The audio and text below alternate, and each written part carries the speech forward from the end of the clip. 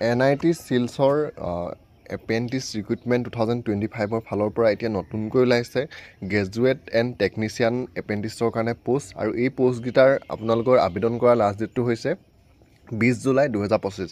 তো 20 July 2025লৈকে NIT Silchar এপেণ্টিছ recruitment 2025 ফালৰ পৰা ওলোৱাত গ্ৰেজুৱেট লগতে গ্ৰেজুৱেট এণ্ড টেকনিচিয়ান এপেণ্টিছৰ কাৰণে যোনকেইটা পদ মুকলি হৈছে এইকেইটাৰ কাৰণে আপোনালোকে আবেদন কৰিব পাৰিব 20 জুলাই 2025।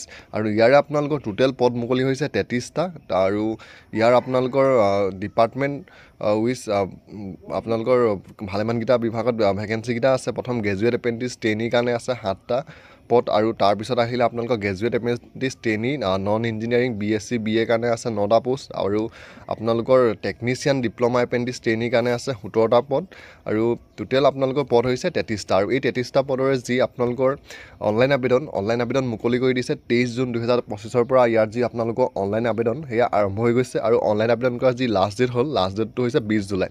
তো 23 জুনৰ পৰা আপোনালোকৰ ইয়াৰ অনলাইন আবেদনৰ যোনখন এপ্লিকেশ্যন ফৰ্ম হয় সেইখন মুকলি হৈছে, আৰু অনলাইন আবেদন কৰা লাষ্ট ডেটটো হৈছে 20 জুলাই। তো 23 জুনৰ পৰা আপোনালোকে 20 জুলাই 2025লৈকে আপোনালোকে এই পদকেইটাৰ কাৰণে আবেদন কৰিব পাৰিব। আৰু অনলাইন আবেদন কৰিবলৈ হ'লে আপোনালোকে NIT চিলছৰ যোনটো অফিচিয়েল ৱেবছাইট আছে সেই অফিচিয়েল ৱেবছাইটটোত আহিব লাগিব। অফিচিয়েল ৱেবছাইটটো মই আপোনালোকক ইয়াত দেখুৱাই দিছোঁ। মোবাইলত ইয়াত লোড হোৱা নাই, আপোনালোকে লেপটপত যদি চাই আপোনালোকৰ হ'ব, আৰু যদি মোবাইলতো হ'ব আপোনালোকৰ যোনটো ছাইট হয় ছাইটটো ডেস্কটপ ছাইট কৰি ল'ব, আৰু ডেস্কটপ ছাইট কৰি ল'লে আপোনালোকৰ এনেদৰে NIT চিলছৰ যোনটো আপোনালোকৰ অফিচিয়েল ৱেবছাইট হয় এই এপেণ্টিছ পোষ্টকেইটাৰ কাৰণে আবেদন কৰিবলৈ, এইটো অফিচিয়েল ৱেবছাইটটো ইয়াত এনেদৰে আহি গৈছে। তো ইয়াত আহিয়ে আপোনালোকে এই যি 33টা NIT Silchar graduate and diploma এপেণ্টিছৰ কাৰণে পোষ্ট ওলাইছে, এই পোষ্টকেইটাৰ কাৰণে আপোনালোকে এইটো ৱেবছাইটত আহিয়ে আবেদন কৰিব পাৰিব, আৰু আবেদন কৰা লাষ্ট ডেটটো হৈছে 20 জুলাই 2025।